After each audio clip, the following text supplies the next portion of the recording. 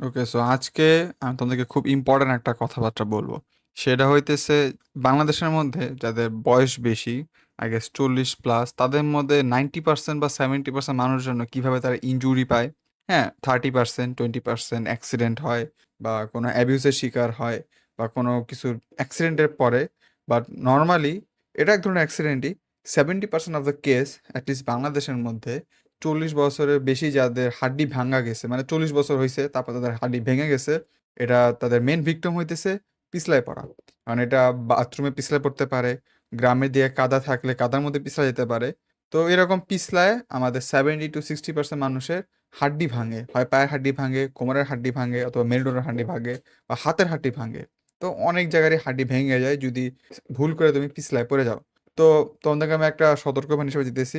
আমি প্রথমে যারা শহরে থাকো তাদেরকে উদ্দেশ্য করে বলতেছি, বাথরুমের স্যান্ডেল যেটা তোমরা ইউজ করো, এটা কমপক্ষে হলেও 1 বছর পর পর সেটাকে চেঞ্জ করে ফেলো। 1 বছর পর পর ওই বাথরুমে যে স্যান্ডেলটা ছিল সেটা হয়তো যে সোল ছিল, সেই সোলের হয়তো গ্রিপ চলে গেছে, গ্রিপটা হয়তো আগের মতো নাই যে নতুন কেনার সমাধান ছিল। আর যে জিনিসটা প্রতি মাসে চেক করতে হবে এবং প্রতি সপ্তাহে গেলে সবচেয়ে ভালো হয়, সেটা হচ্ছে জুতার নিচে কোনো প্রকারের মানে কিছু দেখা যাবে না আমি জানি, আর জুতার নিচে যেটা আছে, বাথরুম যে সাফ করা যে ব্রাশ আছে না, আমি কোমর সাফ করার কথা বলতেছি না, বাথরুমের ফ্লোর সাফ করা যে ব্রাশ থাকে, সেই ব্রাশটা দিয়ে সে জুতার নিচে সাফ করে দিও।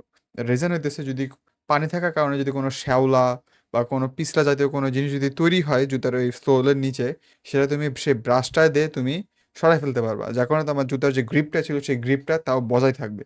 আর তোমরা যা গ্রামের দিকে থাকো, কাদার মধ্যে অনেক সাবধানে চলতে হবে। আর কাদা দেখলে, তোমাদের বাসায় যদি কোনো বয়স্ক মানুষ থাকে, কাদা দেখলে সেই কাদাটার মধ্যে বালু ছিটাই দিবা যাতে সে কাদাটা পিছলা না থাকে বা ভিজা না থাকে। এবং এটা বলার মেন রিজন হইতেছে সবাই যাতে সেফ থাকে, কারোর যদি কোনো ঝামেলা না হয়। কারণ এই যে একজনের হাড্ডি ভাঙলে, পায়ের হাড্ডি ভাঙলে, কোমরের হাড্ডি ভাঙলে কত বড় একটা সমস্যা, তাই না? এবং এটা বিরাট বড় একটা ইস্যু। এটাও বেশি হাইলাইট হয় না কারণ এটা কারো দোষ না, এটা নেচারে এরকম জিনিসপত্র তৈরি হয়, যার কারণে মানুষ এরকম ভিন্ন ভিন্ন ইনকনভেনিয়েন্স তৈরি হয়। আর আমাকে বলতেছি, প্রতি বছর বছর স্যান্ডেলটা পাল্টাবা। বাথরুমে যদি বাথরুমের স্যান্ডেল তো আমাদের কবে পাল্টাইছো খেয়াল না থাকে, অলরেডি পাল্টাই ফেলো। বাসায় বলো যে তোমার কখন কি পিছলায় পড়ে যেতে পারে, পিছলায় পড়ে বাথরুমে পিছলায় পড়ে মাথা ফাটতে পারে।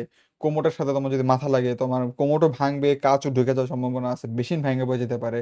বেসিন ধরবা, বেসিন ভেঙে করে খুলে এসে পড়লো, করার কিছু নাই। So just to be safe, বাথরুমের জিনিসপত্র আপডেট করো, স্যান্ডেলটাকে ঠিক করো। অ্যান্ড এতটুকুই, একটা সতর্কবাণী একটা ভিডিও।